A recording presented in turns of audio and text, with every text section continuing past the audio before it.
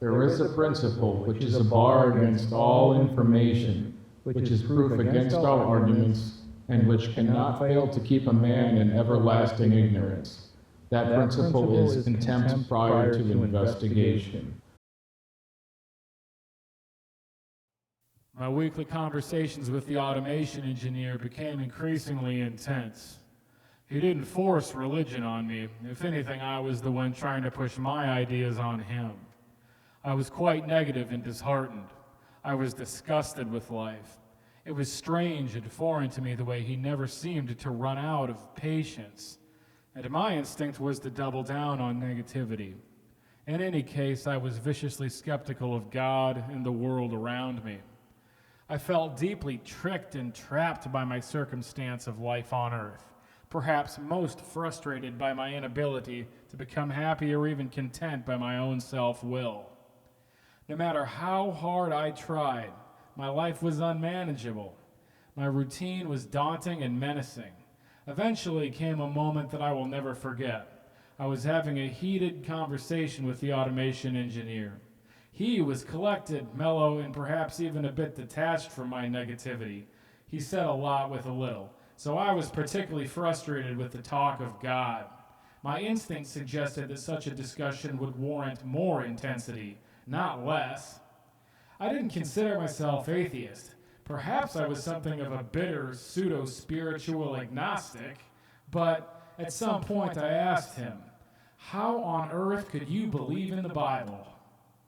And I kid you not that after a moment of careful consideration, he said that he thought it offered the best explanation of reality.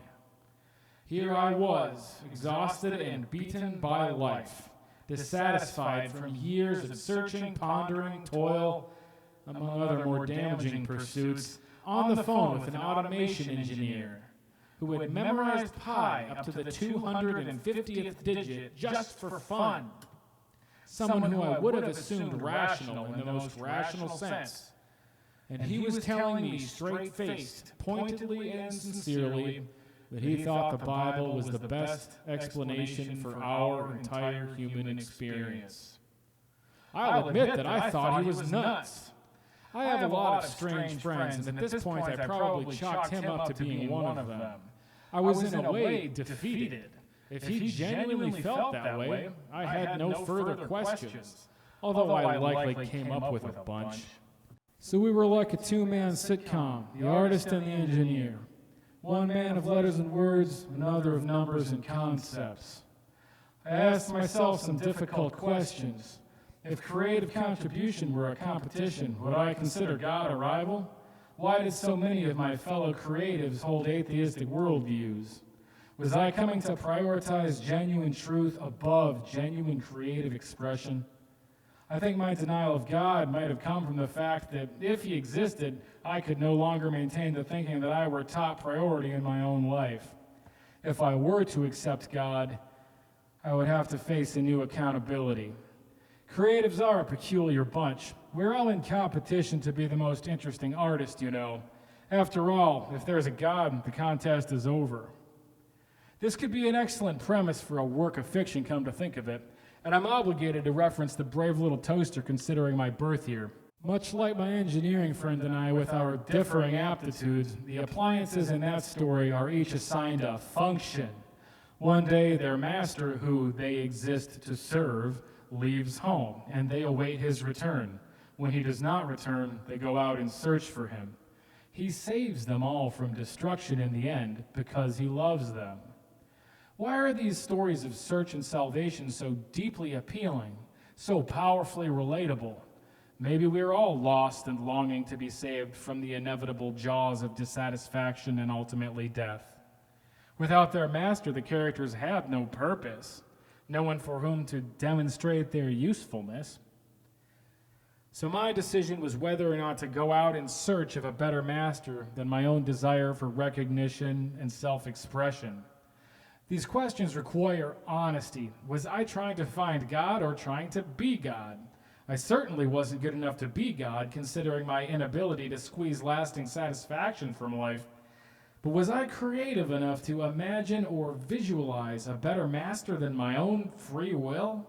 Could I put my trust in such an understanding? Did I have the courage to put in the work to expand my understanding? It seems to me that willingness will result in comprehension, which will then result in freedom from self-will, or perhaps trust. I don't want to underestimate the power of trust.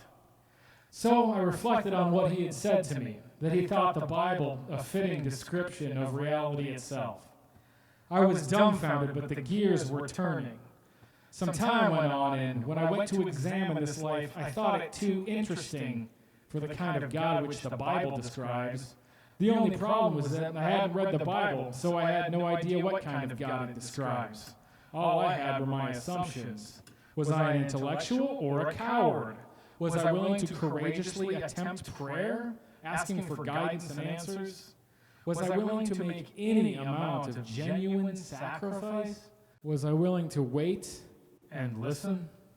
It might have felt at times as though the whole world full of passions and excitements existed for the sole purpose of making Christianity seem bland, typical, and inaccurate. Yet somehow my friend found it of utmost significance. I continued to ponder the implications of the world around me. The weeks went on, and so did our conversations. At some point, I had confessed to my friend my concern that we may already be in hell, considering the state of the world and our hardships. Much to my surprise, he did not dismiss that potentiality with some bubbly, optimistic display of Christian gentleness as I would have expected.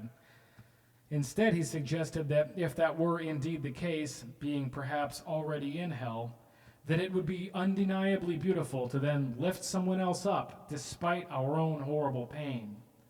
A solution I bitterly resisted, despite also simultaneously agreeing with. We should then ask, what causes one person to work with another the way my robotics friend decided to work with me? I should clarify that nobody talked me into anything.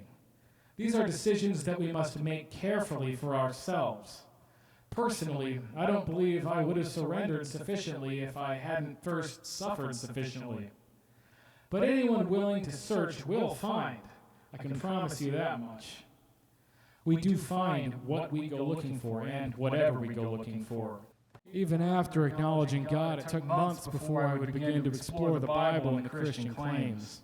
The conversation of God is actually nothing like I expected. It's much larger and more interesting than I was able to imagine previously. I learned that no matter what I want to do, I'm not useful unless I'm properly qualified. And to be properly qualified, I must be able to relate. My engineering friend was qualified to help me because, despite our profound differences, I related very much to him. The lesson might be the same for any of us, that, despite appearances, our problems are more similar than they seem. So he offered me a helping hand, but the decision to take action was my own. Nobody can force us to change. This is the case for any of us. Genuine renewal is difficult for human beings on their own, but we seem to find success when we choose continual spiritual surrender. I want to place heavy emphasis on that. Development is a decision, but decision is nothing without action. We can take action at any point in our journey. That is the courage to defy what feels natural, abandoning our comfort zones. I've found that the places I most needed to be were often cloaked in a unique feeling of non-belonging. I didn't burn up when I returned to church, but it did feel very wrong at first. Now I keep on the lookout for those feelings so that I can surrender them. Going to a new social gathering or a new church means asking new questions. It means risking that feeling of non-belonging as a demonstration of willingness to face new avenues. This is to exercise the muscle of courage, which instigates renewal. That might mean attempting a new kind of withheld gratification or self-sacrifice. But in any case, if I want results, I must be both humble and willing. I've heard it said that if I always do what I always did, I'll always get what I always got. Decisive action produced a lot more than I expected. The journey of faith is a discussion of willingness and action. To put it simply, there are two types of people: people who are growing old and people who are growing in understanding and growing old.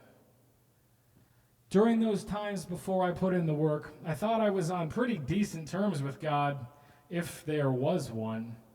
My belief was characterized by one part doubt and one part blind optimism.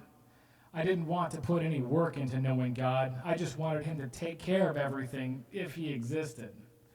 I said prayers before bed just in case. They felt half-hearted, almost superstitious. Looking back, my attitude was boring and failed to properly acknowledge the glory of being.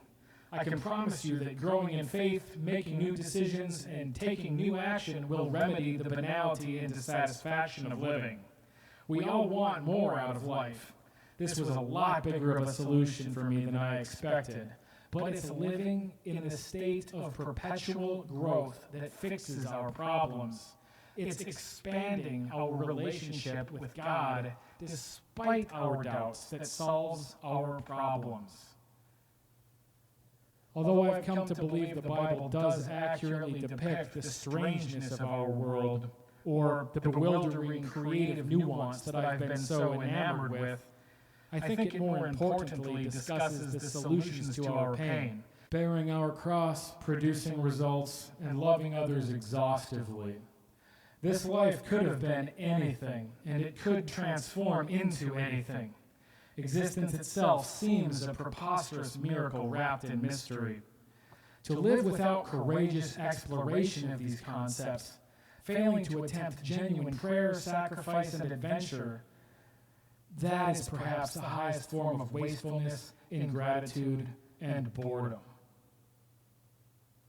We exist during a season of urgency. Today is an opportunity to demonstrate courage, to practice critical thought and examination. We might examine ourselves and the various pasts, looking for evidence of what kind of thinking worked and what did not. How do I want to think? What results do I want to produce? May we see the value of having courage and taking action. And I wanted to talk to you about it in large part because someone talked to me about it.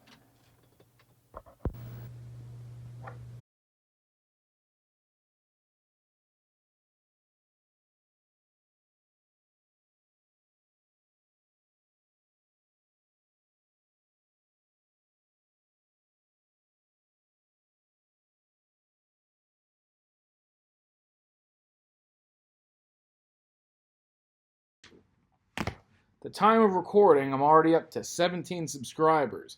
Be one of the very first if you'd like to help my channel grow. And as always, you can consider me a friend.